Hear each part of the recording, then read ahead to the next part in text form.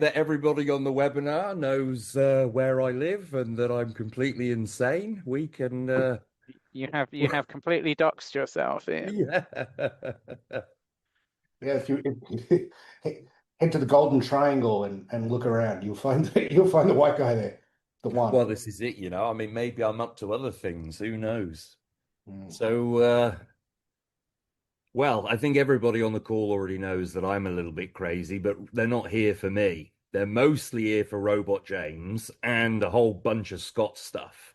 Hmm. So, you were all recently in Singapore for Token 49, which was a pretty big event. And here we are today. How That are was, we getting on? the thing that struck me about Token 49 was the absolute excitement for anything to do with Hyperliquid and Hyper EVM projects. Yeah. That was the story, was like we were the hot girls on campus. Mm-hmm. That's a very comfortable looking sweater, James. Oh, thank you. It's very cozy. Like I feel bad for not dressing up more now. You called us the hot girls on campus there. Oh, I'm wearing pajama pants under We've this, I so don't think it's we've ever been called that before, Scott. But you're yeah. right. Everyone was very excited, right? Like everyone was excited to see Jeff. Like he was like the speaker that was like kind of the most sought after there, and just everyone is horny for hyperliquid stuff. Horny for Hyperliquid. Long may Horny it for. continue. Well, we need it to, right? We need Oh, it yeah, to. well, actually, we do. For our project to succeed, it's not risk free. James has to get the trading right. We have to get the tokenomics right. Trump has to not shit on the global economy. Have to pump liquidity into it and print money, and Hyperliquid has to beat Binance. All Yeah. those. That's a lot of cards that have to lay down our way for us to Yeah. win, and win big. We deserve some luck though, mate. We deserve Fuck some yeah. luck. Oh. And Ian, I got James this Buddhist amulet from that I went to the temple and got Oh, yeah. that's the patron saint of gamblers, and it's got some dice in there, and it's like one of those the Thai Buddhist amulets that people wear, and I there's know. some dice in. It's really cool, and he is now the luckiest man alive. And we got the priest to pray over him for pray over it for like the monks to pray over it for like 30 minutes, and then we went back to the temple of this guy when we were in Bangkok together and topped it up, and yeah, it's all good. Well, there we go then. Now we've But I'm brought the gonna kick it off, man. witchcraft into it. Oh yeah, absolute witchcraft. We can't go wrong. We're violating all Christian traditions. All right, we'll do what it takes. We'll do what it takes.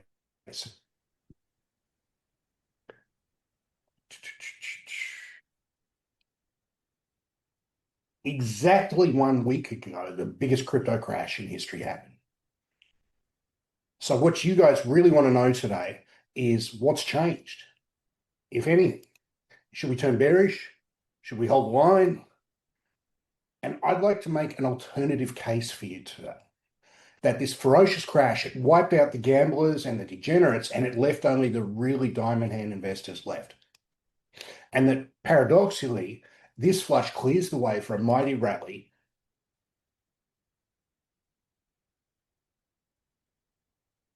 To understand, let's turn the clock back. This happened once before. This was the biggest crypto crash in history, but the previous biggest one was in March 2020.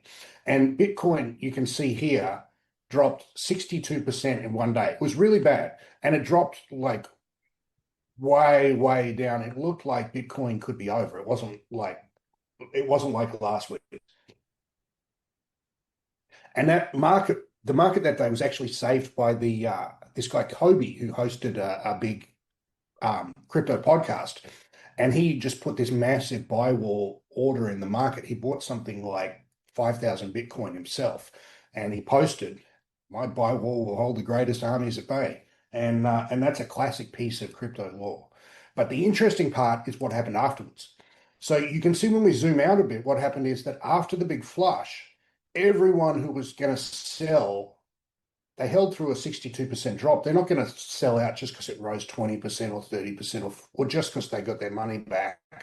They all held on, and it went from like 4,000 up to 50,000 in a pretty short period of time. And that was only possible because of the big crash. And today we're going to dive deep onto the market microstructure of what actually happened. And we're going to find the best coins for the bull run, which I think is going to kick off probably in the next couple of days. I'd probably say after the weekend, actually. And then I'm going to hand it over to my better looking and far smarter friend James to give us an update on the HyperTrend progress. And it's frighteningly quick. And lastly, I'm going to give you what I think is your last chance to get the big bucks for our upcoming airdrop. And we're going to close the $9,500 offer. I think this is going to be the last one. I mean, don't hold me to that. There might be one more, but I think this is it. So let's dive in. So the median altcoin lost 50% of its open interest. And this is a little bit of a misleading number because if your open interest is measured in dollars, but if your altcoin declines in value by 70%, then your open interest drops by 70% automatically. So the real number is about 22% of futures contracts were closed. And most of those were closed by people trading at bad prices who didn't get a choice. They were liquidated or they were auto deleveraged. Now, the biggest wipeouts, the ones that lost most of their value, Carver, Pipid, Hippo, IOTX wicked down to 1 cent on Binance to solve all these garbage coins and Carver, blue which chip is names. blue chip names. Yeah, right. You don't want to touch these for any reason at all from now on. Market makers, there's quite a lot of evidence that a coin that has a staggeringly large decline in which market makers get axed behaves very differently for a time. So you just don't want to touch anything that. What I mean is that for the foreseeable future, the coins that you trade, you want to check how much they got wiped out in this. And if they wicked all the way down, lost 90+% of their value, you probably don't want to touch them for at least the next couple of months. The coins that held up the best were the company coins like TRX and BNB, where they've got controlled supply. Now, what I've got here is what's called cumulative volume delta, which is order book aggression. It's the volume of aggressive sells versus aggressive buys, market sells versus market buys. And you can see we've got Binance, Bybit, and Hyperliquid. You can see this happen in two waves. The first wave was when Trump announced his stupid announcement right before the market closed for maximum impact. And it's nice that someone in his team shorted it right before it happened. But then you can see the secondary effect is the market digested that fairly well, and then this second unwind was very, very dangerous. You can see it happened most in Binance. And this is a purely technical unwinding of people trading at bad prices. So what's the conclusion is that there's two situations here. The first situation is that, the market took a giant punch in the face, but all the major players survived. None of the centralized exchanges blew up. And the second situation is that there's a body waiting to surface, that there's some big exchange or big market maker or big fund that is trying to hide the fact that they're completely insolvent and that they will be further liquidated. Now, until we remove this probability, things are still going to be pretty shaky. So it's a binary situation. So for that reason, jumping into the market today is very dangerous. And I think buying spot is the play for most of you, but you want to see signs that the big players are aggressively bidding spot. And let me show you how we do that. Let's go back to coins. Let's look. You want to look at the big coins I'm just using CoinWise here because it's got it fairly easy. And you want to load up an indicator called cumulative volume delta, and you want to load it on spot and futures. And let's look at it on 5-minute chart. And so what you want to see is this big decline reversed. You want to see spot buying, and we're seeing the first little trickle of spot buying, even as we're not seeing it on the futures. You want to see this across the board. This is the first little green shoots. I wouldn't be quite ready to jump in yet. So let's look at Bitcoin.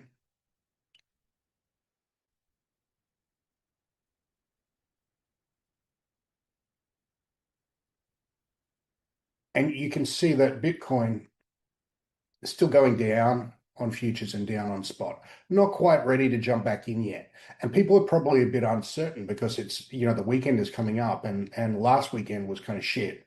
And it was shit on purpose to exaggerate the moves. So I would expect this weekend to still be a bit weird. And so let's be clear, your sign for being ready to get back into the market is you want to load up some Bitcoins, Bitcoin, Ethereum, Sol, that kind of stuff. And you want to see this turn up. You don't want to see this continual selling pressure that we've had for a long time. You want to see a wave of aggressive buying. Does that make sense? In the chat? Makes sense? Yeah, All right. that's literally the example I'm going to show when we talk about our HyperTrend features. Exactly. I mean, more buying makes the number go up. But yeah, it does. Who Okay, knew? but which spot coins should you buy? So I'm going to use a ghetto version of something that James is probably going to show you. And I've got myself a little squiggle chart here. And you want a squiggle chart is just you hit this plus button on TradingView. You change these to line instead of candles, and you just keep adding symbols until you've got all the symbols that you follow. And if we go back, oh, that's a 1-minute chart. Let's go back 15 minutes. We'll just take a minute to load.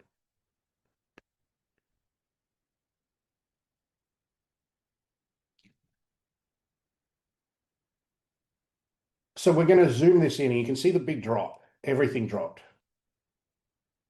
What you want is to start your chart about where the drop is and see what's the fastest coins out of the gate.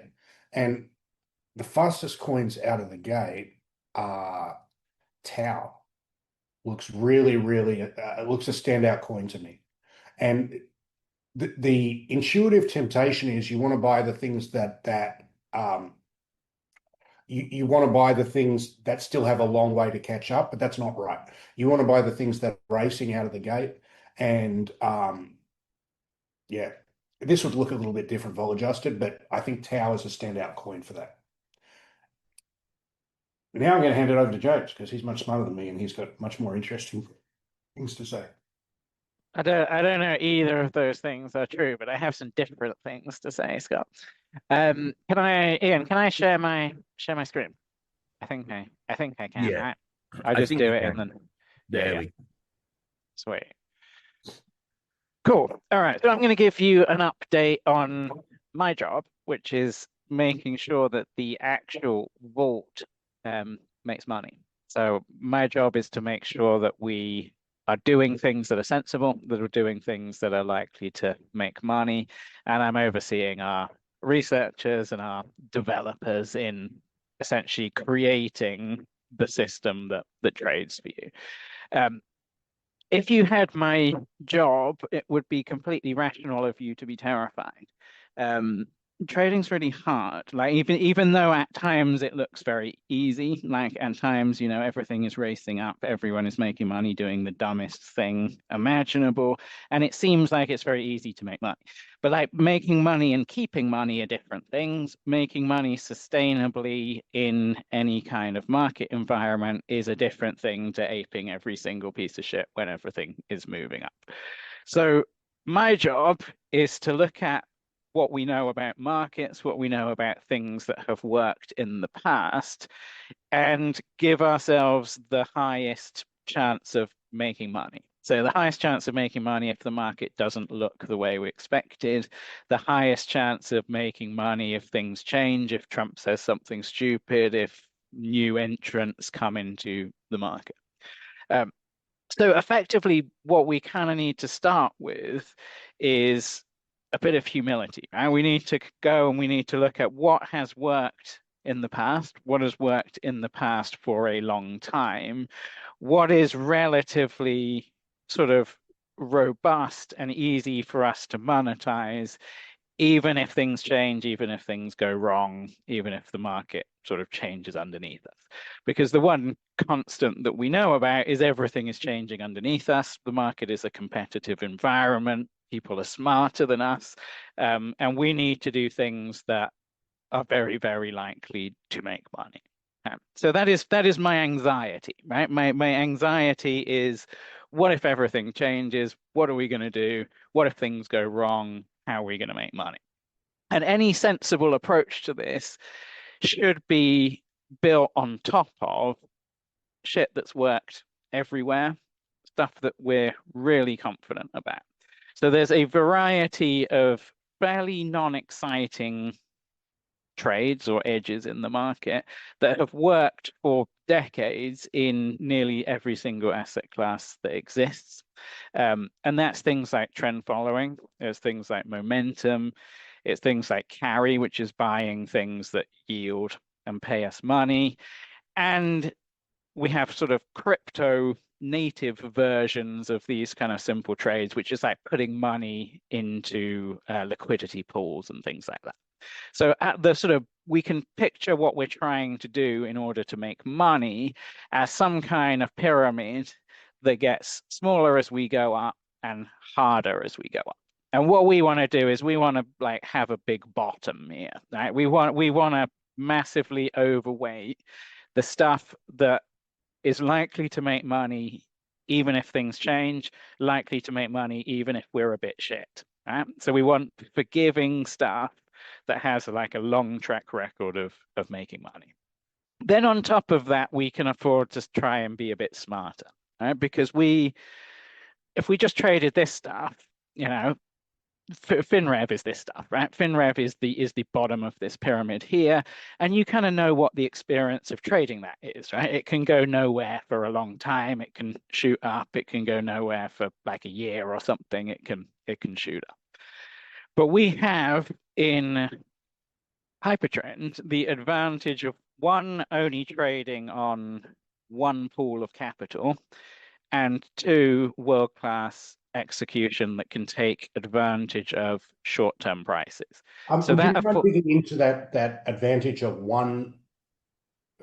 trading one pool of capital is much better than the way we're doing it now, where everyone has 2,000 accounts and they trade their all. Yeah, so one advantage is simple. It's that we can have reduced fees on that stuff. The other is that we can scale into positions over time. So like rather than Finrev, where like everyone's orders are kind of being staggered out, right? And sometimes you might get lucky, sometimes you might get unlucky on where you appear in that queue. We have full visibility over the positions that we're working into. So I'll come to what our trading system ends up looking like, but effectively what we're doing all of the time is we're trying to predict what positions we want to be in over the next few days. And then the trading system is trading literally all of the time. Like it's trading slightly towards the positions that we want to be in, and it's trading slightly away from the positions that we no longer want to be in. So even though our sort of average hold position on this kind of stuff is days, we are literally trading all of the time. We're also monitoring short-term prices such that, you know, if you've sat in front of Hyperliquid and you've seen what happens, sometimes someone will just put a massive buy order in or a massive sell order in, and they flush out a whole bunch of levels, and the market takes a bit of time to come back. Now, when that happens, if we needed to sell something, we would sell very quickly. We would get aggressive at that point because we can take advantage of those short-term price things that happen over sort of seconds and minutes. So even though our trading looks more like Finrev than it looks like a high frequency trading setup, we still have the advantage of taking short-term good prices. That means it's that, like if Finrev, if Finrev had sex with a high frequency trading system, this is the yeah, exactly. It's like the bastard child of Finrev and like a high frequency setup. Yeah. Yeah. So what that means is that allows us to take advantage of some things that are usually harder for us to trade. You know, things that are faster, things that are less liquid that we can get less money in. So on top of this kind of basic base that we've created, which is like mostly trend and momentum and a few yield plays, right? We add on things that are a bit harder to trade, things that are a bit more uncertain, things that are a bit more idiosyncratic. But the way we're putting this together is even if everything changes and this stuff doesn't work, or someone big comes into the market and gobbles up all of these opportunities such that we can't take them, we still have this base of our portfolio that we're very, very confident is going to make money. So we're sort of taking a realistic approach where we're overweighting this stuff. We are still getting involved in this stuff because we would like to make money most of the time, right? We don't want to sit there throughout a 12-month drawdown, ideally, right? So we add this stuff on, but we're being realistic about it. We're going, hey, look, what is going to give us the best chance of making money in all environments, and what are we most certain about? So the kind of process for us to go through that is relatively simple but time consuming. Right? We're not trying to be smart. We're not trying to reinvent anything that doesn't already exist. We're not trying to come up with particularly new, smart, newfangled ideas. It's not like we don't get prizes for creativity or something like that. We just need to make money. So our approach is to go, well, hey, look, what is an idea that makes sense? What is an idea that we know for sure has worked in other markets? And then we will go and look to see if that works in crypto. And nearly everything that used to work in stocks, nearly everything that used to work and still works in future markets tends to still work in crypto and work much better because it's a immature market and it's relatively sort of distributed around various venues. So there has been a few things that we've looked at and gone, for whatever reason, sometimes that we can understand, sometimes that we can't understand. Something that worked in stocks doesn't work in crypto, or even something that works in stocks works the other way around in crypto for reasons that we don't really understand. But generally, we're seeing what we expect to be the case. We're seeing short-term reversal patterns, we're seeing longer-term trend patterns, we're seeing things behave differently depending on the amount of traded volume and things like that. So we have this sort of list of ideas, and then we went through them and we investigated, does this work? And then given that it works, we have to confront the real world, right? We would, anyone can create some kind of simulation of buying new highs or something and see that it would have made money if we did it perfectly. But trading costs money. The more we do it, the more we lose money and the more we have to make up for those losses from trading costs. So we need to think about boring stuff like smoothing. We need to think about the fact that if we can only predict the next hour's returns, that might be untradeable. And that's sort of boring work that we go through. It's time consuming. It's creating lots of plots. I'll show some examples. But ultimately, what we end up is a bunch of stuff that can predict returns for each asset that we trade, each coin or each perp, over, say, the next day.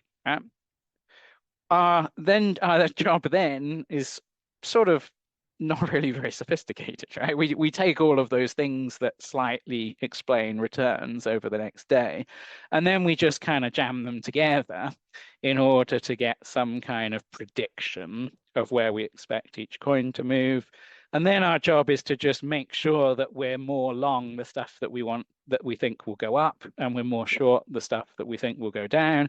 And we probably don't have much of a position in the stuff in the middle.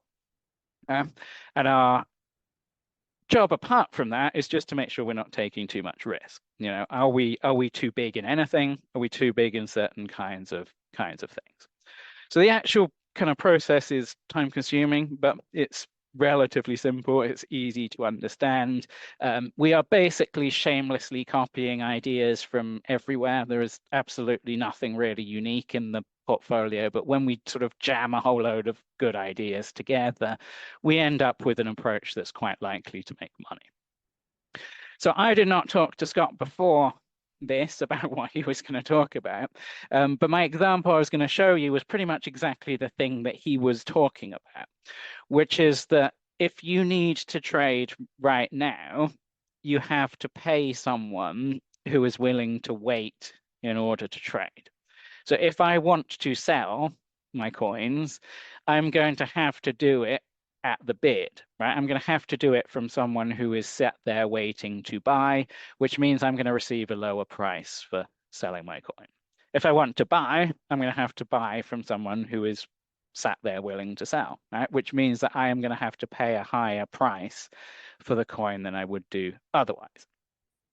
And we can look at this, right? That CVD thing that Scott was looking at is essentially the amount of trading that happens over here, i.e. someone who is aggressively buying, versus the amount of trading that happens over here, ideally, you know, someone selling.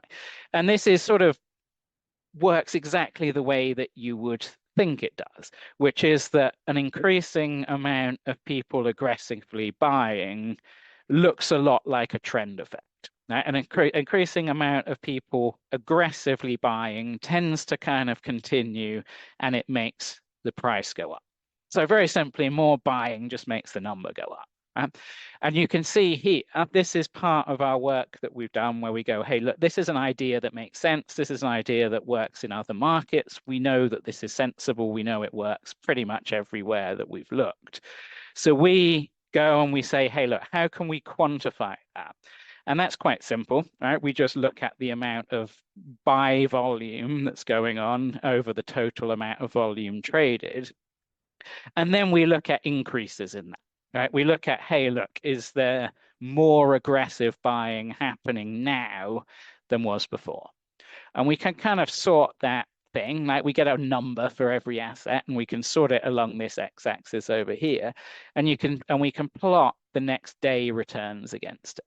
And you can see we've got this lovely up and to the right pattern here, where the more aggressive buying is increasing, the higher the returns we see in that name next day. The more aggressive selling is increasing, the lower the returns in that asset next day. So this looks like a beautiful trend effect, right? So this is the first thing we do, right? Everything we look at, we go, well, how can we, does this make sense? Do we know it works somewhere else? Can we quantify it? In the simplest way possible, can we show that the number that we come up with for each asset somehow predicts the next day or next hour or whatever it is returns of that thing? And we end up with a scatter plot that should go up and to the right. And if it goes up and to the right, we're not happy. Well, we are happy, but in fact, the work isn't done at that point because we need to think about the real world. This is not the real world. Right? This is going, hey, look, if I just imagined that I was able to get long the coins over here and short the coins over here every day or every hour, I think this is, then theoretically I would have made money. You know, that looks pretty good, right? That is for one simple idea, just being long every single perp on Binance. I think this was based on that indicator. We look like we've made money. But our job is not finding this and just jamming it all together, because we have a whole load of sort of real world things that we have to think about. And I'll just give you an example of one of these so that you can see it and you kind of know roughly what we're doing and like kind of what we're doing with our time. If we plot that aggression signal for Bitcoin, you can see it kind of wiggles around quite a lot. it's actually quite well behaved. You know, if we plotted one of the Finrev trend models, one of the longer ones, it would look sort of more like this, right, Scott? Like it would kind of look like that. It would be this nice, well behaved, sort of smooth signal. But this order book stuff, it's more noisy. And if you imagine what our trading model is doing, it wants to be kind of maximum long over here, it wants to be maximum short here, and it wants to be constantly changing its positions. So you can see we would be like zipping long, short, long, short, long, short all over the place if we traded this raw signal. Now, the important thing is every time we trade, we lose money. So we would much rather have something that looks like this than something that looks like that. And it turns out that we're quite lucky in that there's not that much information going on here. Like lots of it is noise. And when we smooth our signals, which we do a lot all the time with nearly everything, we don't actually take that much of a hit on it. So here's the thing. This is the thing that I showed you before. Here I smoothed this thing with, I think, a 7-day half-life exponentially weighted moving average, just like a EMA in TradingView or something like that. And you can see if we take the same kind of back test without any cost, you know, this is the non-smooth one. This is the smooth one, right? Like we have lost something. This is more jumpy. This is not quite as nice as this, but you know, you would struggle to be able to infer that much from just looking at these things. So what we're doing is we're constantly kind of wrestling with these trade-offs. We would like to trade as slow as possible, but sometimes we can't trade slow. You know, sometimes we can only predict over the next few hours. Sometimes we can predict over multiple days. There's also a bunch of other stuff that we need to think about and we're doing. One that's pertinent to this example and also your trading is that we trade on hyperliquid, but hyperliquid trading is somewhat idiosyncratic and not representative of the entire market. So very simple signals like, say, the percentage of buy volume that's going on is going to be much noisier on hyperliquid than it would be on, say, Binance. So lots of what we're doing when we're calculating these kind of things is we're taking volume signals, we're looking at that sort of buy volume expansion on Binance data, and then we're using that to trade the equivalent hyperliquid tickers on it. And that's just and by the way, that's completely idiotic, completely against all sorts of quant things, and it works much better for reasons that we understand, but it's also something that most nerds would not do, right?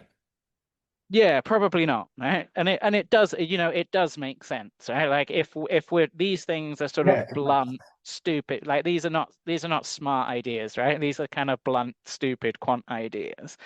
So we want the least noisy data, and we want the stuff that's most representative of the market as a whole from this stuff.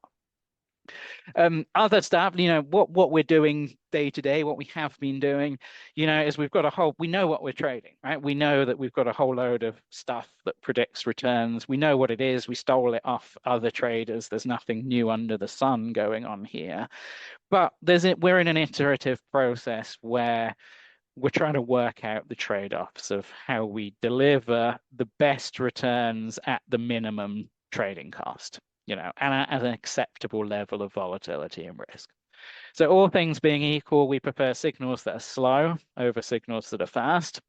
We can't always get away with that, right? We can only trade what's in front of us. So some stuff necessarily is going to be jumpy, and some stuff like trend is going to be smooth. But we prefer the smooth stuff over the jumpy stuff. We also prefer stuff that predicts longer term returns. You know, trend is brilliant for this, like actual trend following, like the stuff that's in Finrev, like because a trend feature will hold up over like weeks, right? Like a medium term trend feature. Whereas some of our like seasonality stuff will only play out over the next 4 hours, really. So we prefer that longer term stuff, even though it doesn't quite look so good in a simulation, because it's going to work better in our portfolio and it's going to help things. We also prefer things that work well on liquid symbols. Like if you are a small trader, there are tons of edges that you can get the work on the short side with absolute dog shit liquid names. Like there's just tons of stuff. If you're prepared to sit there and scale into dog shit positions on shorts, there's a You ton want to of just stuff. tell them a couple of those now because it's stuff that like home click traders with small accounts should really be aware of because it's like the lowest hanging fruit, right? Yeah, so like basically you just want to be shorting anything that's so any new listing after a few days, right, is a good short. Anything where the funding rate gets incredibly volatile and crazy tends to be a good short. Anything that's sat down near lows, like recent lows, tends to be a good short. Like there's kind of there's tons of stuff. Also on crap, on dog shit, anything that has pumped recently tends to be a good short. You see very heavy reversion patterns in crap stuff. So yeah, we can go through more of that. So, but we have like Oh, that's plenty. Artem, our researcher, has found absolutely tons of stuff that if we could trade absolute dog shit, like we'd be able to trade. But unfortunately, we can only trade so much of that, right? Like, so we much prefer, because we're going to be trading a fair amount of money, we much prefer things that work well on liquid stuff. Thankfully, trend works better on liquid stuff than anything, right? Like, so lots of our kind of trend models naturally fit with this stuff, and we have a lot of large cap things that we can trade. So, to Scott's point, like if you looked at our portfolio, largely speaking, we'll probably be net long big stuff, and we'll be net short small crappy stuff. As is the way, like indiscriminately just shorting anything that's crap is quite a good trade in crypto.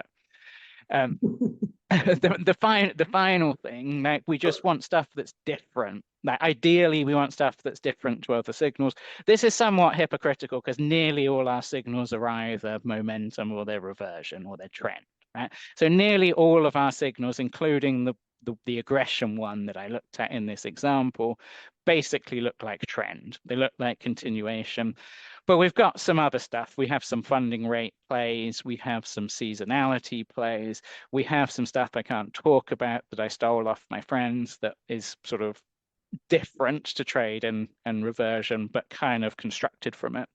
And generally, we've got a bunch of trend following features and we've got a bunch of other stuff. We would love to have more other stuff, but we can only eat what we're fed, right? We can't create edges that don't exist from the market, however much we want to.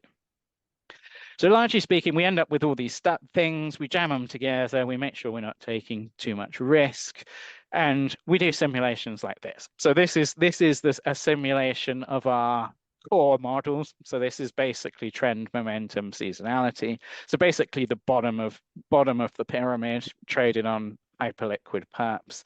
And you can see that, in the last half of the year, it did very well. Probably, some of that is luck, some of it is not, some of it is skill. But our job is to keep refining this, keep refitting it to market conditions, keep thinking about what's going on, keep investigating all of the trade-offs around how much it costs to trade and how often we want to trade. So finally, like the actual trading system looks like this. What I've talked about over here, well, for the whole talk, is finding stuff that predicts whether a token's going to go up or whether it's going to go down. That's what we do here, and that's 90% of the job. Like if we can do that, we don't have too many other problems. If we can't do that, no amount of smarts anywhere is going to make our life easier and go and make us money. But our system basically is running all the time, calculating what it thinks the expected returns over the next day or so are going to be for every asset. And then it's going, what positions do I want in order to make the most money within my risk tolerances? So we sort of assess the risk of every symbol, we assess how much we think it's going to move, and then we end up with basically a bunch of positions that we want in every asset. Very simply, we then compare the positions that we want to the current positions that we have, and we get a set of differences. And if our current positions are close to the positions we want within some tolerance, we will do nothing. We will do no trading. But if it's out by a sufficient amount, we go into the market, and our partners, Deep Forest Research, who do our trade execution, are going to start trading towards the positions that we want and trade out of the positions that we don't. And that is a constant thing.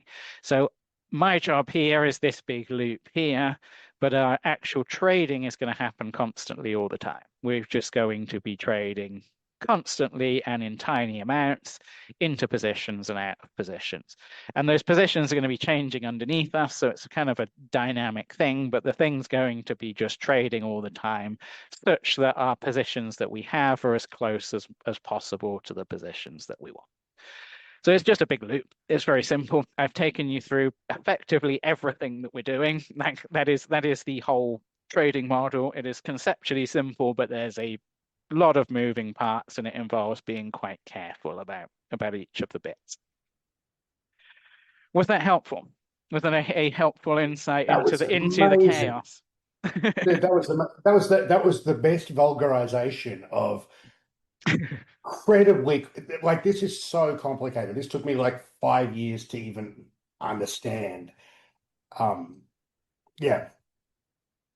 Yeah, I mean, it's not. It is complicated. It's not. I think it's not conceptually complicated, but it is. There's a lot of bits, right? And we need to make sure it all works, and we need to. I think the bottom line is this is the final form of what a state-of-the-art trading system would look like. Like, you would improve it a bit to get it to state-of-the-art, but it's not. It's within spitting distance of something that you do with unlimited money and unlimited people, right? Yeah, it's like it's 80% there, and like people like us never go over 80%, right? And we shouldn't, right? Like, we need to make money with high probability. We need to make all of us rich on this call, right? And we need that line to go up and to the right. We don't need it to go up and to the right every single day, right? Like, we need to make money, and we need to make money with high probability, and we need to do it well, and we need to do it quickly. Like, we need to get it done. Fuck, man. Oh, yeah. So good. All right. Any questions on that before we move on? All right. So I'm going to move on now and show you our Finrev system, which is only relevant because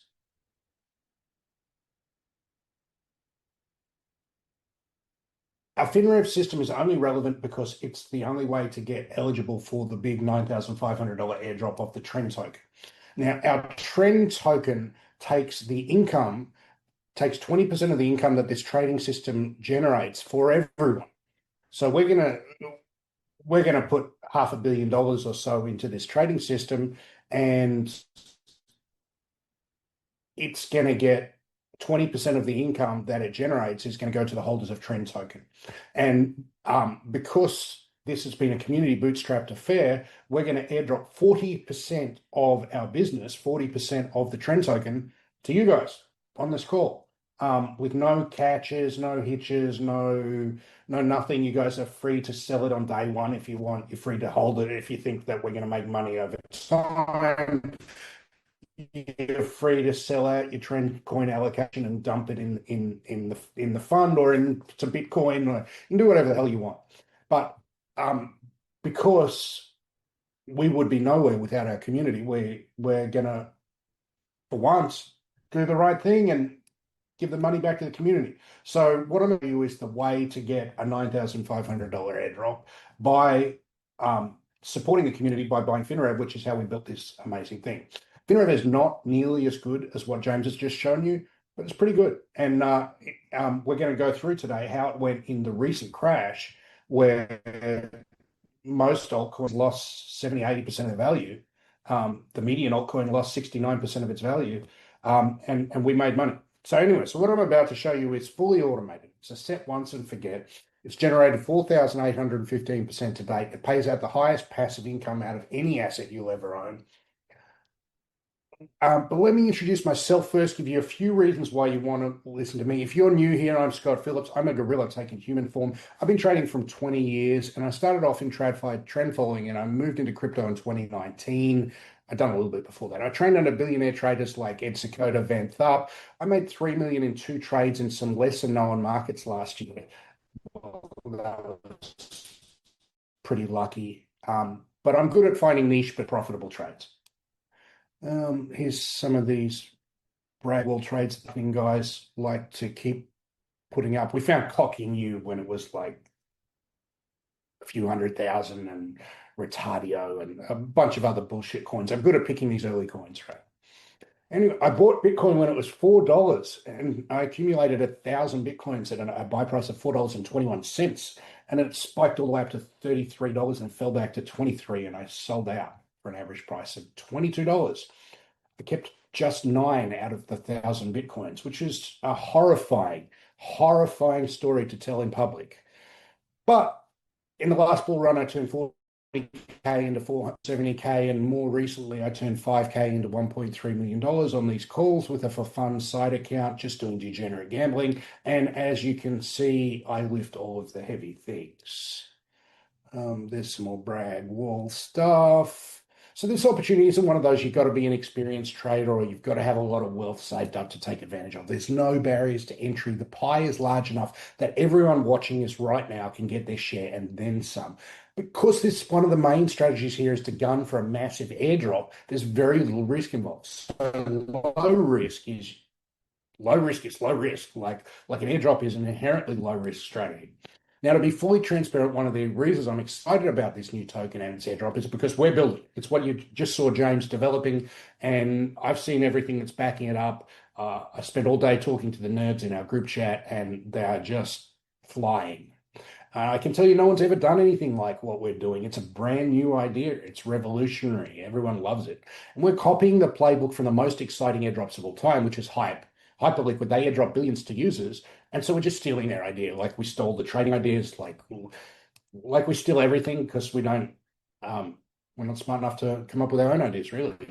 So let me be straight with you here. We're here to get our community rich, get ourselves rich too, but we've arranged the whole business so that the only road to James and I getting rich and and I getting rich and everyone in the company getting rich is to make you guys rich too. If that doesn't happen, we're fucked. And I think that's the only way it's going to work, is that the only door where we can get rich goes through all of you getting rich. Now, I believe this is the true ethos of crypto. I think crypto is moving towards fair launch, community-driven, hyper-liquid style things over the scammy Binance extractive scam coins of the last cycles. And I'm happy to be upfront about that. So how's this token going to make you rich? Well, of course, there's the airdrop.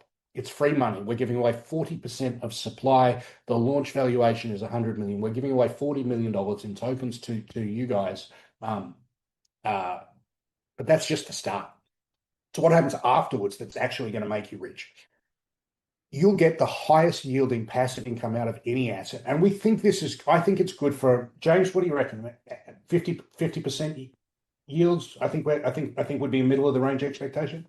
Yeah, I think so. I'd be happy with that. I'd be happy saying that. I think like overall we would expect to do slightly better, but let's say 40 Yeah, to 50. I think we'd expect to do slightly better, but I'm a Yeah. naturally optimistic looking guy, and I'd like to put a favorable bullshitty spin on it. But 50% is a Yeah. okay. Yeah. So we're looking at about 50% on stable coins, which is an incredibly attractive yield. Like you run the compounding math on that on a few years and it just goes nuts. And this is cash in the bank. It's USDC. It's not some magic beans, like not some, like 50% on some altcoin. It's not really a good deal, but 50% on stable coins is an amazing deal. So at the very least, what I promise you is you can walk away from this presentation with a much better understanding of how to actually get passive income and build retirement wealth from crypto. I'm not talking about doing stupid shit like buying a Lambo or a Rolex unless you're a complete fuckstick, but you can do that if you are a wanker, and there's plenty of them here in crypto. For me, wealth is being debt-free, having enough money to never work another day in your life, and to retire your spouse and spend your time however you want. For me, like what freedom means is the ability to do whatever you want, with whoever you want, whenever you want, as long as you fucking want. And for me, the beating heart of crypto always has been the little guy getting rich. That's what attracted us all to crypto is the stories of the guy who put in $1,000 and now he's a millionaire.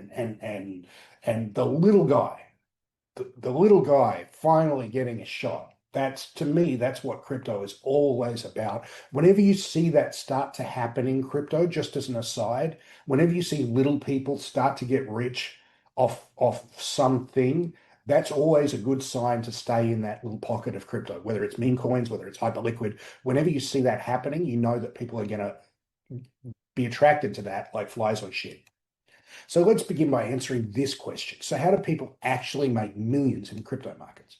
First of all, if making money in crypto seems like a mystery, let me pull back the curtain and show you how the whales apps actually do it. I mean, the obvious one is insider trading, crime and fraud. All those meme coins that go up 100x, they're all coordinated pumps and dumps and insider exit liquidity bullshit. It's a tale as old as time, and in crypto, it's no different. Fucking Nancy Pelosi, fuck you. So this is a Retardio Cabal chat where they coordinate pumps. And there's plenty of these private Cabal chats where they coordinate pumps. My buddy Antoine's in a lot of them. So insider trading is probably not feasible for 99% of everyone who's watching this webinar right now. And you probably don't want to get involved in these really sketchy shitcoins unless you know exactly what you're doing. But you can still make plenty of money without being an insider. And the second way people make money in crypto is that bringing over TradFi trading directly to the crypto markets is really a low-hanging fruit. And you've seen from what James showed you today that what we're basically doing is just taking all the things that have worked in traditional finance and jamming them all together in a big soup. That's basically what we do. So my hedge fund buddies run over $500 million funds in crypto, and this guy Cephalopod, he's our great friend, and he showed us pretty much most of what we're doing now. And he did this, and we know he makes all the money in the world. So we just kind of copied what he was doing. And these guys are making 10 times the returns at nearly double the average hedge fund Sharpe ratios just from transferring TradFi strategies over to crypto. So this is really the biggest unfair advantage in the history of finance, and it's the only one available to the little guy. The most reliable, consistent moneymaker in TradFi is called the law of momentum, also known as trend following or time series momentum, if you speak nerd. And it's worked for 100 years, more than 100 years. It's worked a long time. You're going to hear me use these terms momentum and trend following interchangeably, but they're essentially the same thing. So what is the law of momentum? It's a trading strategy that can be used with mathematical precision to predict which assets are going to go up and which assets are going to go down. It's about the momentum in which the price of an asset moves. The stronger the momentum, the bigger the price movement. And it's kind of like a body in motion stays in motion. It's a simple concept, but it's been producing thousands of profitable trades for the biggest hedge funds in TradFi. And it's an edge that was previously only available to the biggest hedge funds in the world. There's an entire $300 billion industry called the CTA industry for historical reasons. They've been printing money hand over fist for 40 years. There's countless academic papers studies how momentum has been one of the most consistent trading strategies. It's weak but consistent, I guess you'd call it, and it's been profitable forever, like as long as you go back. And firms like Dunn Capital, which have even simpler trend models than our Finrev models, they've outperformed the S&P 500 by 475% over a 50-year period. And I have my retirement accounts with these guys.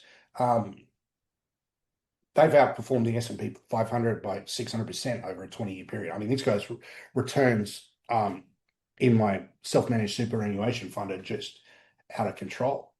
Like, I mean, they take a lot of risk, but holy shit, are they good? And this is the trend following index of every trend following firm with a track record of 10 years or longer. The S&P 500 is in gray, and you can see that trend following just beats it like a stick. And this is during the longest stock bull market in history. Now, a little bit of fun fact history. The first humans came off the African savannah, started huddling together for warmth, first around fires. They built civilizations. This was the very first human civilization. It was in Ur in ancient Sumeria, modern day Iraq. It was actually green and lush back then. The oldest records of prices, before they even had money, they used barley prices stored on these weird cuneiform clay tablets. And these tablets are actually the price of barley for that day. They've got thousands of them. And so you can run our trend models on old 5,000-year-old tablets, and they work just great. And in the 16th century, some of you might have seen some of the price patterns that I post, the trend following price patterns that I post, like the RTV setup. This is actually from Japanese 16th century rice markets. They were the first futures markets, the Dojima Futures Exchange, and they knew all about trend following. And their systems worked just as well as they did today. This guy is an excellent shit poster on Twitter. He is worth about $2 billion these days, and he spends his life making people miserable on Twitter. Funny guy. According to him, trend following has worked annoyingly well for at least 100 years. And why annoyingly well? Because he's a really smart guy. He can do super complicated stuff. Trend following is simply buying the stuff that's gone up a lot in the recent past and shorting the stuff that's gone down. And if you look at it by every decade, from 1880, 1890, 1900, 1910, 1920, 1930, you can see every single decade has been profitable. So it doesn't work every year, but it works every decade. And what I'm trying to say is that momentum is as close to a law of gravity as we have in financial markets. It has worked in stocks, it's worked in bonds, it's worked in real estate, it works in FX, it works in commodities, it works in crypto, it works in every country in the world. For as long as money has existed, it's worked for 10,000 years. And why? Because human nature hasn't changed. We all get excited when our coins go up. We all take fucking leave of our senses. Human psychology hasn't changed. I'm still a greedy cunt. I'm still a fearful cunt when my shit goes down.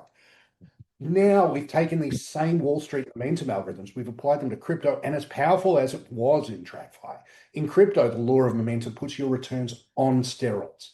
It works on average 2.5 to 3 times better in crypto, and that's before we get execution in. And the few reasons: the market's constantly growing, there's new money inflows from institutions, the president is completely on board, the markets are open 24/7, there's no barriers to entry. But really, those aren't the real reasons. The real reason momentum trading works better in crypto: if you've ever deposited in the chat, put in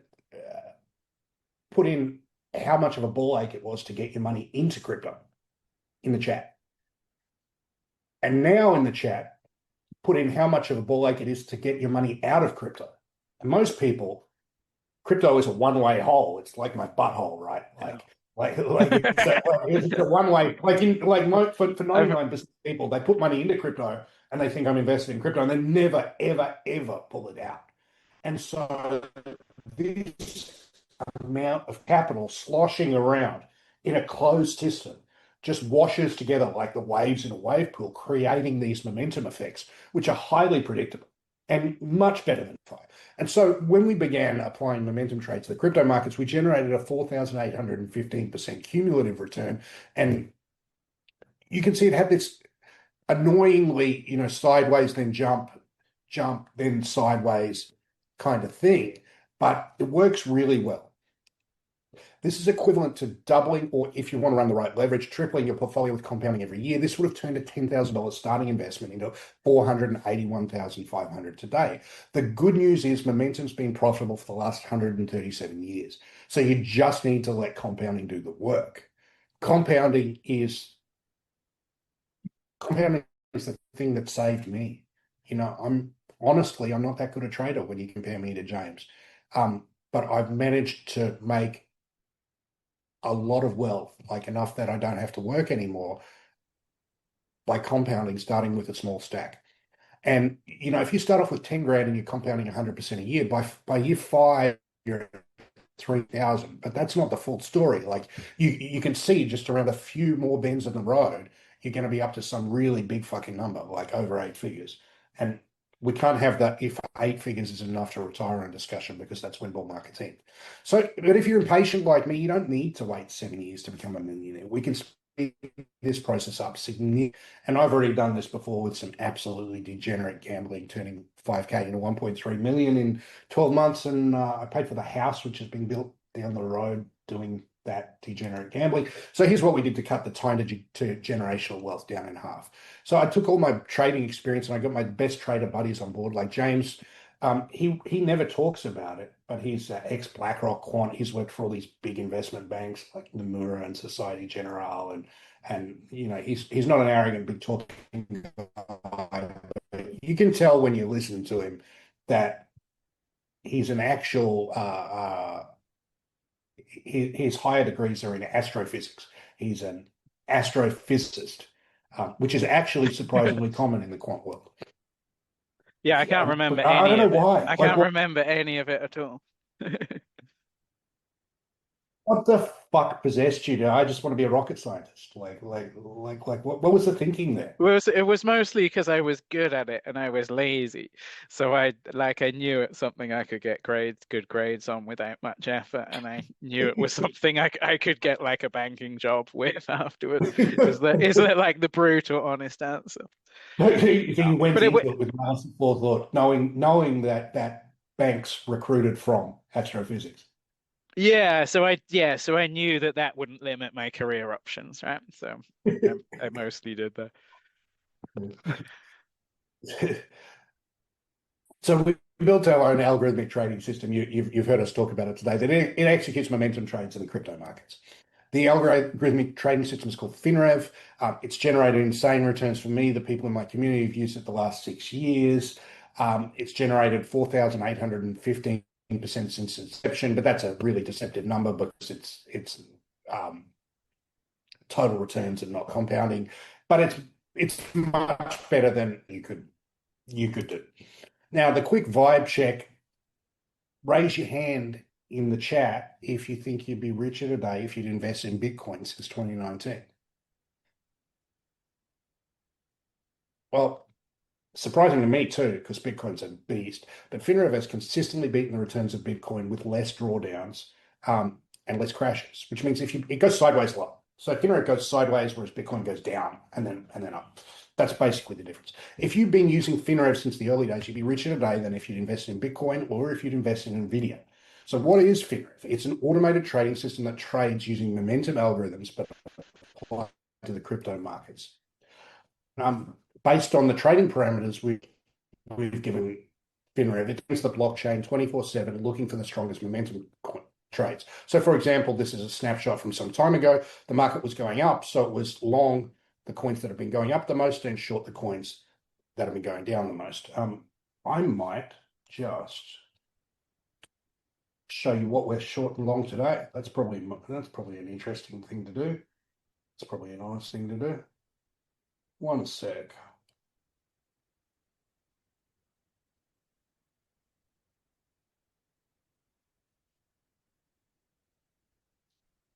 So it's just going to take me a second to load up.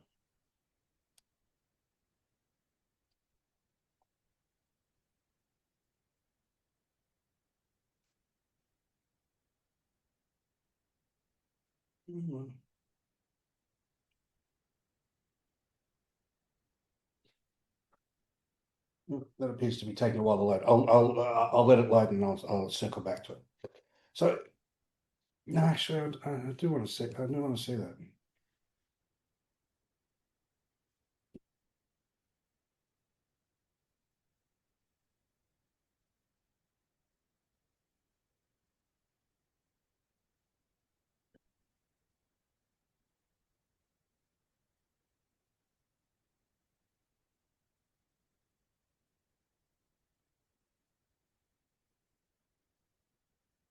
There's some talk in the chat about this actually requiring a rocket science.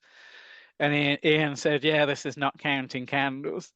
I was going to point out that one of our signals is actually literally counting whether we had the same color candle X hours in a row. And if we do, like if there are lots of the same candle X hours in a row, it's slightly more likely to revert. And their birthday candles. So we do it's only like an absolutely tiny bit of the system, but we do literally have that signal in there. Yeah, but it's actually a really fucking good signal. It's It is like pretty good, yeah. Thanks. So really good. there's some dependency, like it works better on bigger stuff than it does on smaller stuff, but it works So pretty what well. we're doing is we're taking these three signals and we're blending them together into this combined signal. So our trend models, because everything has gone down a lot recently, are short everything basically, and long BNB, long tau, long XMR on Binance. Our cross-sectional momentum takes this and goes long the top half and short the bottom half. So it's like a smooth version of it.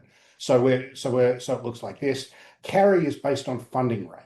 And so you can see we're short these ones, IP, APT, TIA, and we're long these, and it blends together into this. So our overall system on Binance is probably 85, 90% short. Let's go down to Hyperliquid. Bybit, roughly the same. DYDX, roughly the same. Hyperliquid, slightly different. It's got MNT is long, and it's short, basically the same dog shit. And Hyperliquid is short almost everything. And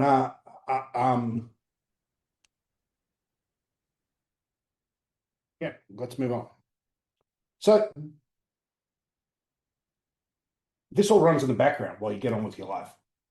And overall, thanks to Finrev, we never had a losing year, which is pretty good during both bull and bear markets, which is unheard of.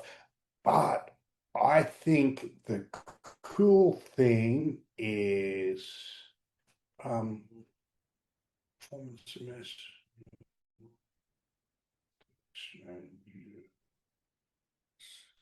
So this is the average of all customers last Friday. For the last month, we've gone basically nowhere, but everyone else lost. So these are actually let's look at it. Performance messages against exchanges. So top performing exchange was Hyperliquid in the crash. BitGet was the worst. KuCoin was the second worst. And the others are all clustered around that. There's no clear like better or worse. I don't particularly care for BitGet and KuCoin, to be honest. I think Hyperliquid and Binance are the top choices. All right, moving on. Because it's not stuck to one position, you'll see when Bitcoin crashes, Finrev protects your positions, just like a proper hedge fund manager would. You've seen the weights, like the market looks. Let's look at Bitcoin today. Market looks a bit shit, to be honest. Would you rather be long or would you rather be short? I think you'd rather be short, and I'm glad that Finrev has us short, because I'm an eternal optimist, right? Like I think the bull market's starting all the fucking time. I picked 20 out of the last three bull markets. But Finrev is a bit more logical and rational than me, and not an idiot like I am. So it's a lot safer than listening to me. And when the market starts going down, we start betting that shit goes down. So we're not emotionally tied to it. And this is key. Like if you're a normal sort of a person and you're not a psychopath, if you buy Bitcoin, it's very difficult to change your mind and say, "Oh, I've changed my mind a month later. Bitcoin sucks. It's going to decline by 50%." Like it's just not in our human nature to do that. And so what happens is we hold on, we give it one more time, we'll see how it goes, we'll keep an eye on it, and then it fucks you in slow motion. And that's how you get Yeah. fucked. How do you go broke? You go broke in two ways. You go slowly and then fast, like it happened last Friday. We've all had that, and even James. Like James would have had that experience, and he's way smarter Oh than man, me, like and way yeah, better I've held on to absolute dog shit for too long. Like every single time. every single time. So some cool facts is we generated 10 million for clients who are currently Finrev members. We hold it's a bit under 20 million AUM, it's 17 million AUM. So you want to know that it works well. It's not only making money a lot of people who have invested using Finrev already. It's not like those shitty trading bots that require you to constantly check in and monitor. It's 100% hands off. So I checked my account after the Friday bullshit. I haven't checked it since then. Like I don't need to. Like what am I going to do? The only thing I'm going to do is fuck it up. Like I keep my hands well away from the steering wheel. Like I just make sure that it's still running. If something really bad happens, I'll check just to make sure I did okay. But it makes crypto trading not the horrific and stressful, constantly shit experience that crypto trading is. Crypto is an absolutely terrible thing to do for your mental health, for your relationships, for your sanity, for Peanuts, your. yeah. It's just, it's Yeah. like injecting mental illness. It Like it's literally is. It really, literally is. really bad for you. Like really bad in every way. In your physical health, your mental health, your relationships degrade. You've got to follow this like hyperactive thing 24/7. You've got to listen to these retards, engage the pulse of the retarded market. And you can't hang around with retards too long before you start like Nietzsche. Careful if you stare into the void of retards, lest you become a retard yourself. So all you do is you deposit the funds that you want Finrev to trade with, and you let it do its thing. Um, let's have a look.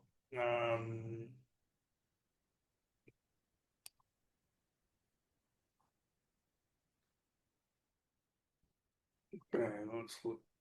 Let's just go back 2 years to today. Let's go to the videotape. Okay, so you can see that in the last 2 years, it's made 144%, which is not bad. It's made it in a way that's absolutely annoying. Makes it in short bursts, short bursts, short bursts, short bursts, short bursts. That's because it only makes money when the market trends. This is fixed with HyperTrend is more of a steady and smooth up and to the right. Probably won't make as much money. In fact, it definitely won't make as much money, but it'll make it in a way that's going to make you all a lot happier. James, is that fair? That's fair. Yeah, that's what we're trying to do. So you can imagine, I think a good So way it's unlike a good way of thinking about it is we've added stuff. You can think about it, it's basically this at the bottom of that pyramid I talked about. Then we've sort of added some yield stuff, which would kind of shift it and rotate it so it goes up and to the right a bit. Then we've added those things on top that would kind of smooth it out. The kind of stuff that makes money most weeks and months, right? So you can think that we've sort of rotated that curve, we smoothed it out, and we smoothed it out a little bit. perfect. Sorry, I don't know how to stop the.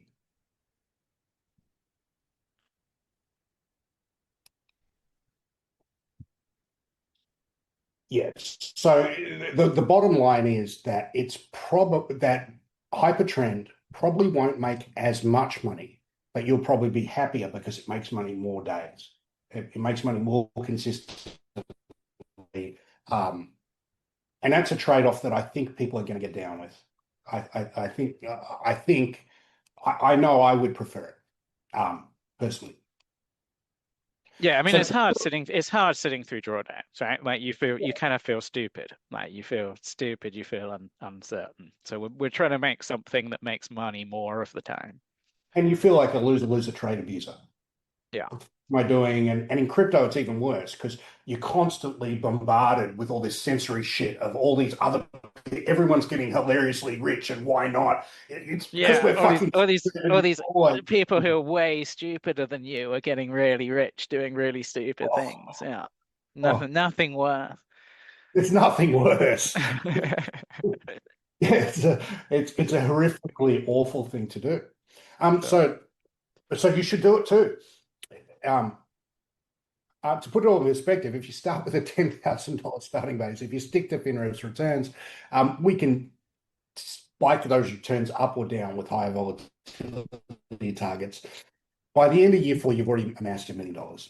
And beyond that, you'll be making so much money that I can't even talk about the numbers without feeling like a fuckwit, so I won't.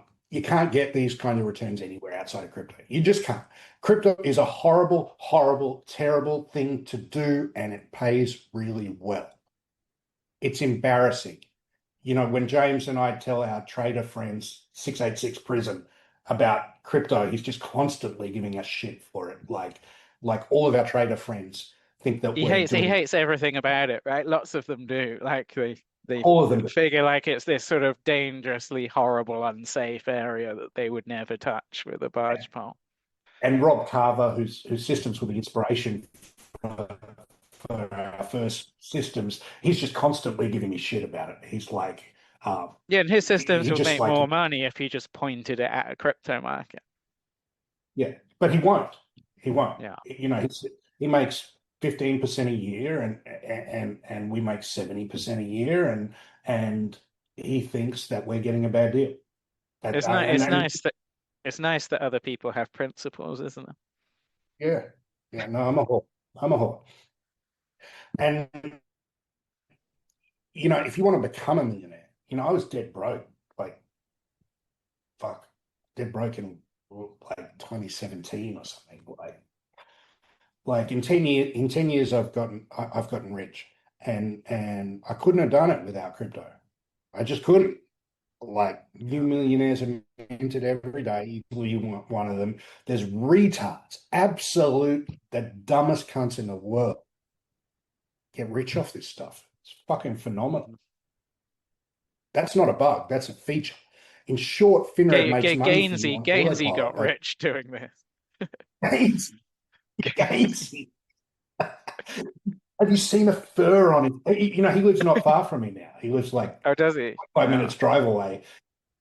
He lives in like the where the ghetto foreigners live, in their little sex tourist ghetto on the other side of the island. I bet he does. No, It's like yeah, it hard. does. Yeah. Sorry, I interrupted you. Do your spiel. And there's a bunch of so all you do is you throw your funds in, you connect it to whatever exchange you're running on, and you set and forget. But now you can actually make even more money from Finrev. So on that note, let me ask you a question. How would you like to become an owner of our company, James and my company, and Howard and Caroline and everyone else? We're all part owners. Everyone's on board. And what the fuck does that even mean? And how does being an owner make you even more money? Well, using Finrev makes you money from the large returns it's already generated, from applying Wall Street trading algos like momentum to the crypto markets. So you get rich just from using Finrev, but there's two more ways that being an owner of the company makes you even more money. Number two, in order to distribute ownership of the Finrev to our community, we're turning the entire thing into a token. The token is called Trend Token. Owning Finrev's native tokens represents a right to grab your share of 20% of all profits generated by Finrev across everyone. And we've got a little plan to expand that out from just our tokens to we're going to provide the infrastructure to other hedge funds and take cut of theirs as well. So that might sound crazy. Why would we give away our profits? Well, we kind of have to. It's like the same reason why companies issue stocks. When you increase the size of the pie, everyone makes more money. But that's not the truth. That's some marketing bullshit there. The truth is that if James and I go to some venture capitalist and say, you want to buy our coin, there's 5 guys who own it. They're going to say, get fucked. It doesn't matter how good the idea is. If 5 guys own it, they're not interested. They will only, the coin is only valuable when the supply is distributed across a large amount of retail users, because then there's other people to buy and sell and there's a real market. So we have to give some of it away. We just decided that the quickest way is to give the largest chunk of it. We're giving 40% of it away, which is unprecedented. And our one and only goal is to make the pie really big. So I'd rather own a smaller slice of a global size pie rather than own 100% of a tiny pie.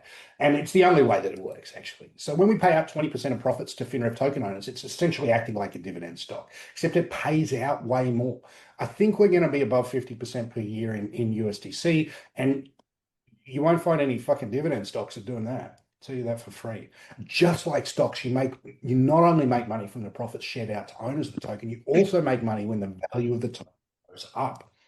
So the concept of making money should be familiar to you already. Token goes up, but more buyers than sellers. When there's demand for a token, which there already will be, then that demand drives the price of the token up.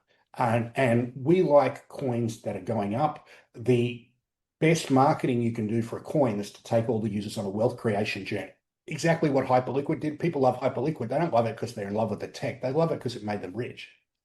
We've set in motion a plan to launch Finrev's native token at a $100 million valuation, and you can own a share of as an owner. And we have a playbook to get this to $1 billion coin, and it's a realistic plan. We've done some really greasy things with the tokenomics to make this thing sort of auto magically pump. And James and I call it number go up tokenomics, because that's what we're trying to do. We're trying to make the number go up. And lastly, this coin is going to have a passive income component that spits out raw stablecoin cash for anyone who owns the native token. So other altcoins pay for holding their coin, but they'll pay you for staking in their own coin, which is like being paid in Magic Beans. We'll pay you in USDC. We'll pay you in US dollars. And you can get rich from the passive income, and you could live off just holding the profits the token generates. Get one of those crypto credit cards. Don't worry about telling the tax guy. Just like live off that forever. It's kind of what I'm planning on doing. The passive income component will generate more demand for our coin, which drives the coin price up, making you even richer if you choose to become an owner. So to summarize, as a Finrev token owner, 1, you get rich from Finrev trading for you. 2, you get rich from the passive income you earn from just holding the coin. And 3, you get rich when the price of our token goes up from people outside of our community buying the token. So our ultimate goal is to build a forever asset. How's this for an idea? A shitcoin that you don't have to sell at the end of the cycle, that generates USDC stablecoin returns in perpetuity. It never has to be sold at any part of the crypto cycle because it spits out raw cash every month. An asset you can stack so it pays for your retirement for the rest of your life. So to achieve this, we've tokenized Finrev's entire algorithm into a coin called Trend. And I believe that this is the path to wealth for everyone watching this right now. I'm full stacking my whole crypto portfolio into this. This is, I'm going to get rich or die trying on this. And we're not only going to give away $40 million in airdrop, just holding this coin is going to yield the highest passive income stream out of any asset you'll ever own. And it easily has the potential to become a $1 billion coin. So before you go off to grab your Trend, you can buy Trend token right now, but you shouldn't because it's not a real market. It's listed on Hyperliquid. The official launch hasn't started yet. Even though you might be tempted to buy it now, don't buy it now. It's a much better deal. It's a much better deal depositing your money in the HyperTrend vault and playing the airdrop play. It's going to be like far more profitable. Before I show you the best way to get a massive stack of Trend coins and how to get filthy rich off these tokens, let me explain how Trend works. So Trend is Finrev's native token. Even if you've heard me talk about Trend before, you want to pay attention because there's been some massive developments, the kind that makes you rich. There's several ways Finrev's tokenomics. It forces the price of its coin to go up. Tokenomics are the rules of the game. They're the mechanism, they're the rules that a coin operates with. So they affect its supply and demand.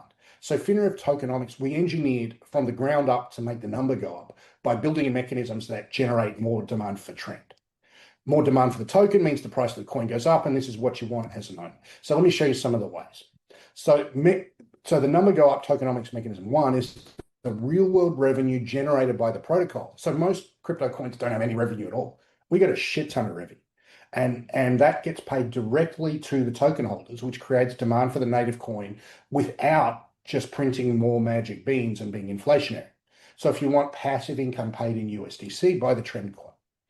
Remember, Finrev already has 20 million AUM and generates real world revenue, so it automatically creates demand for Trend because holding coin generates passive incomes. So when people from the general crypto markets outside of our community buy Trend coin for a share of the profits, the price of the coin goes up. We also incentivize people to take their profits in Trend coin rather than USDC. You have a choice, but the choice is so stacked in favor of taking Trend coins that you'd actually be nuts not to take your rewards in Trend. And that's another way. And every time someone chooses to take their profits in Trend coin, we have to go to the market and buy those Trend coins, adding more buying pressure, making the price go up. There always has and always will be demand for assets that generate passive income. This is one piece of our number go up tokenomics. Number go up tokenomics mechanism number 2, most token yields pay out in their own native token. which creates instant sell pressure because, if you stake Aptos and they pay you some Aptos, you'd be nuts to hold that. That's not a forever asset. You just sell it straight away. And so it creates this downward selling pressure that, you look at Aptos, you can fucking bet that it looks like this. It looks just like downward selling pressure all the way down, like a slow fucking bleed. You don't want that. So what most other tokens do, RV is actually a pretty good token. You stake RV, you get paid out in RV tokens, you sell those RV tokens, the price of RV drops. And that happens at scale. But Trend pays out in USDC stablecoins so that it's real yield. So the profits are shared. It's not by, even if someone takes their profits in Trend token, we're not just printing more Trend, we're buying Trend off existing holders, making the number go up. For example, you buy Trend pays out yield in USDC. There's no Trend token emissions, therefore no sell pressure. The price of Trend continues to go up. This creates a flywheel effect where people are incentivized to hold their Trend instead of selling, which makes the price goes up, which makes more diamond hand holders. The best marketing for our project is going to be the price going up. So for us to make it work, we have to artificially jig the rules of the game so that the token pumps. That's what we're doing. Mechanism number 3, our supply is fixed at 100 million tokens. We'll never generate more tokens. And this is how Bitcoin has a hard cap, which makes it deflationary. Trend is the same. You're never going to get any of this extra printing bullshit. There's several more layers than this, but in simple terms, Trend has multiple layers of mechanism that force the price to go up by building demand for the coin itself while reducing the reasons to sell Trend. It's basic supply and demand. So our white paper is finished. You can see it at, where are we? Docs.hyperliquid.com. No. Docs.hypertrend.xyz. Of course, I can't spell.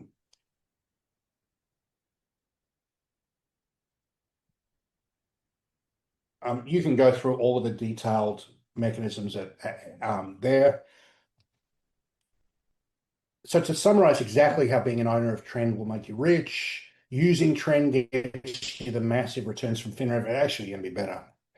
You also make money by investing into the Trend coin as the number go up, tokenomics come into play, and you get paid passive income in USDC just for holding Trend. You're going to get a big fat airdrop worth several $1,000s if you choose to participate in our token launch. So what part do you play in all this? What makes you eligible for this airdrop?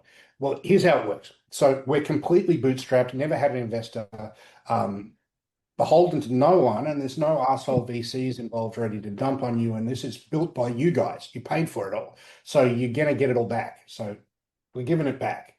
But let me be real here. What we're building is ambitious. It requires the best developers, the best quants, dump truck full of money to get it all going, which you guys have provided. And this is why most crypto projects make the deal with the devil and take VC money. But we don't want to do that. We're community first. The reason we're community first, it's not because of some altruistic bullshit. It's because our bags are directly tied to the community. If we take VC money, they're going to dump and they're going to kill our bags. We're doing it to align our goals with the wealth of you, our Trend holders.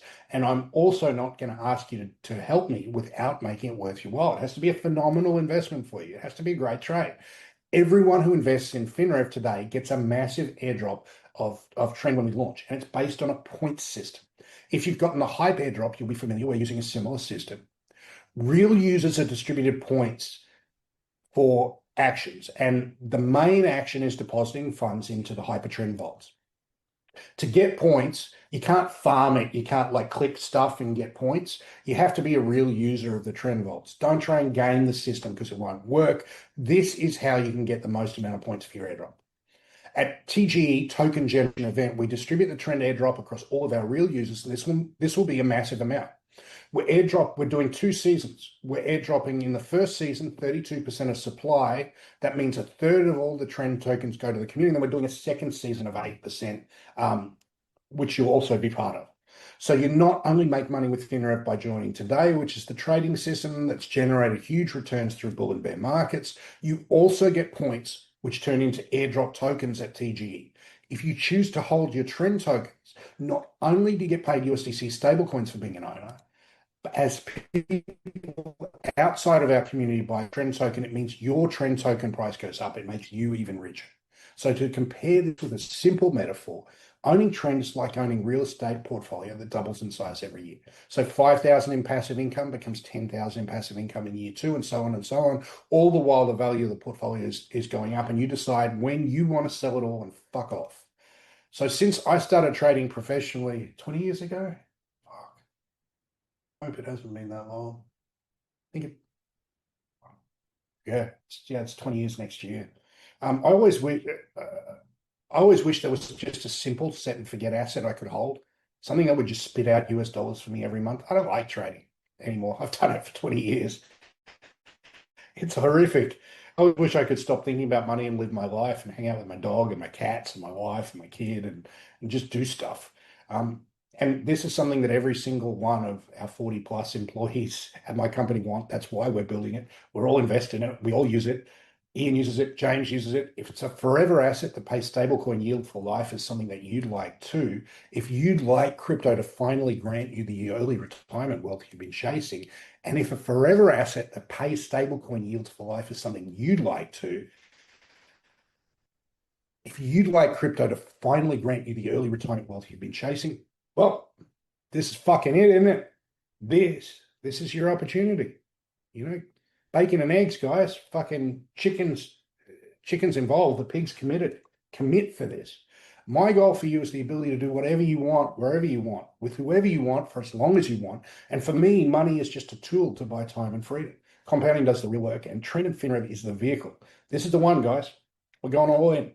So here's the deal. We've got two tiers of Finrev available for you today. Finrev Gold is pure trend follow. It's 6,500 for 3 years of fully automated trend following trading. Finrev Platinum is 9,500 for 3 years of fully automated trading with all of our systems, including future upgrades and early access to the HyperTrend vaults. Plus, no matter which you pick, we'll deposit $500 USDT straight into your wallet today to get your Finrev journey started. And so remember, being a Finrev user guarantees you'll get maximum upside with the airdrop points distribution. Real users get airdrop points.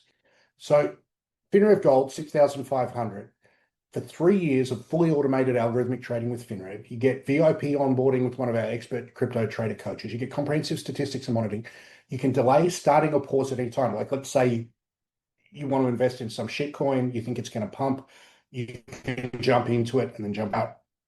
I totally endorse that kind of irresponsible gambling. And we've got a double your money guarantee. If you aren't in profit after your first 12 months using the system, we'll let you use it for free until you've doubled your money. And you get, if you buy Finrev Gold for 6,500, you get a $6,500 airdrop at TGE. So you get your money back at TGE.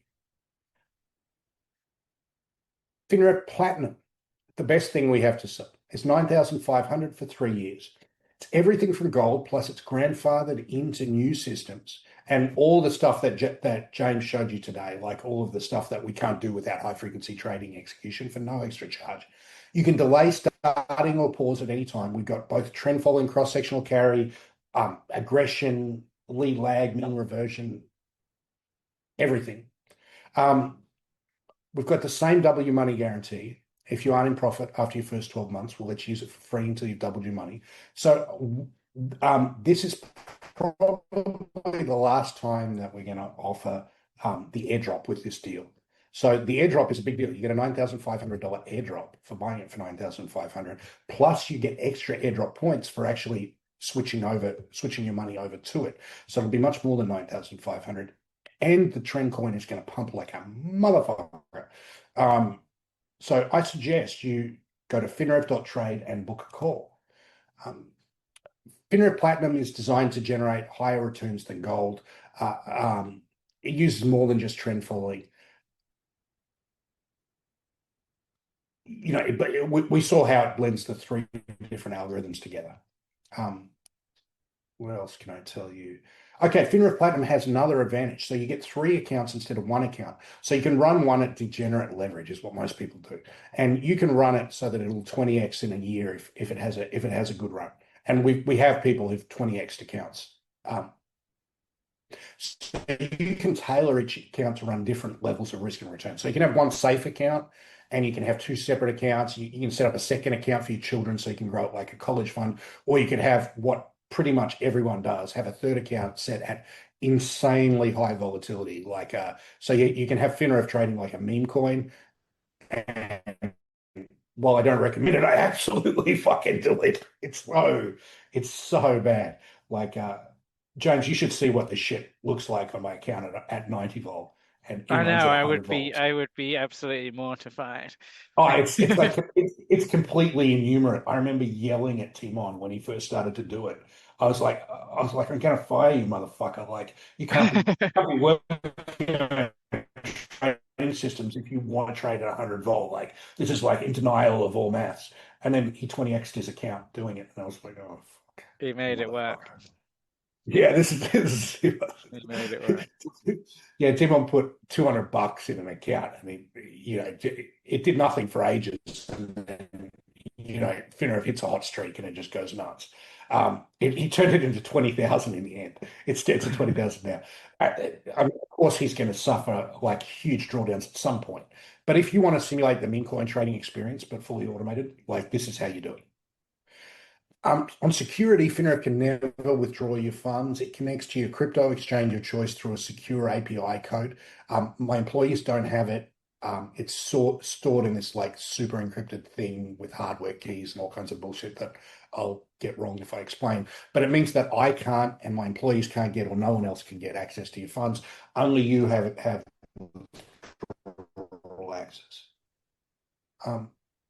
So what are you really getting today? You're getting access to the rapid wealth building engine that fully automates massive returns with crypto during bull and bear markets. And remember, it's generated a 4,815% cumulative return since inception, beating Bitcoin, Ethereum, Nvidia, all that stuff. So when you join Finrev Gold or Platinum today, it's going to build the path to financial freedom for you on autopilot, thanks to the profitable trading algorithms that James built. This means $1 million retirement is realistic for anyone who sticks with it for the long term. It really is. Plus, you'll get $500 USDT deposited in your Finrev account to get you started. And when you join Finrev today, you get to be part of this massive wealth generation event. That's all I got for you today. You should book this call, finrev.trade/call.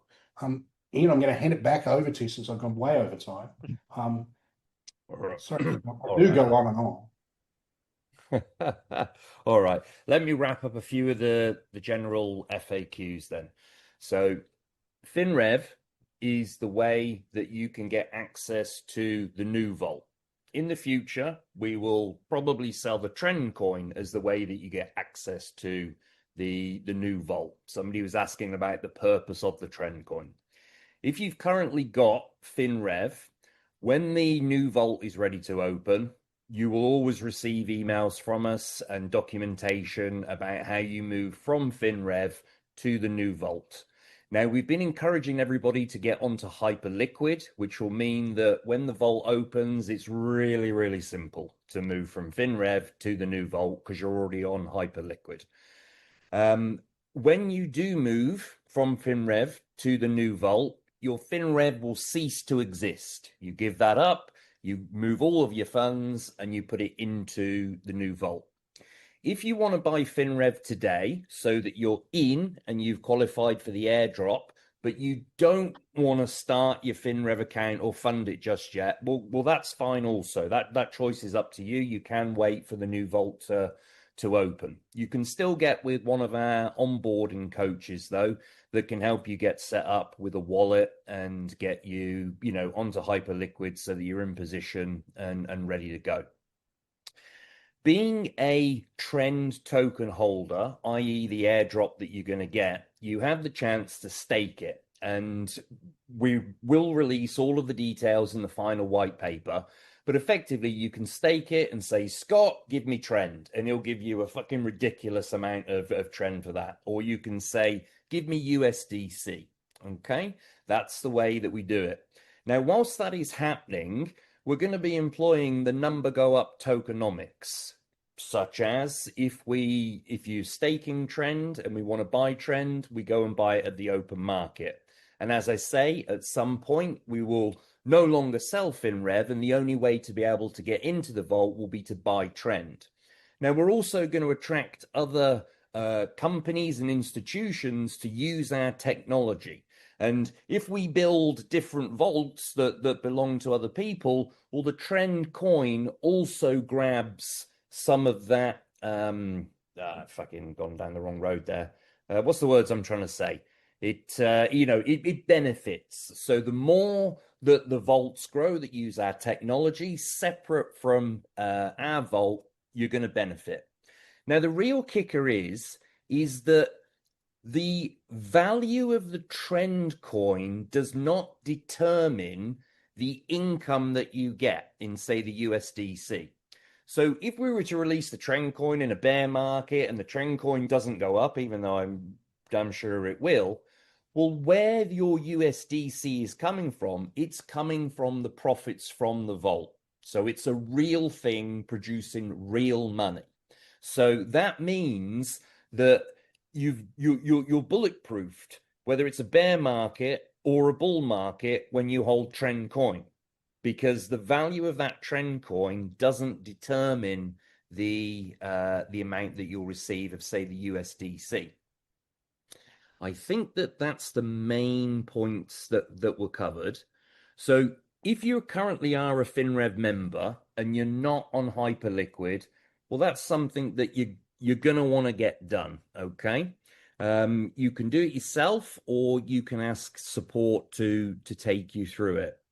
Now, one thing that Scott mentioned at the start, he said that this could well be the last week that we do this like for like with the package deal of the 6,500. You'll get the same in the trend.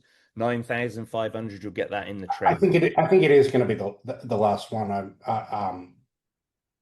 It's honestly it's too generous. Yeah. Okay. So this is the final doors then. So for people thinking about, well, how do we actually get the airdrop? How does it all work? Well, all the documentation will be sent out to you, and it'll effectively just come down to a wallet address, and that's it. Okay, and it will all be airdropped to your wallet, but there will be full documentation and guides, so there's nothing that you need to be concerned about with. Yeah, it's a one-click deal. It is a one-click deal. It's not a complicated thing. It's like it's a press button. This is it. Now, we have another product called the Main Coin Millionaire, and that's also called a vault as well.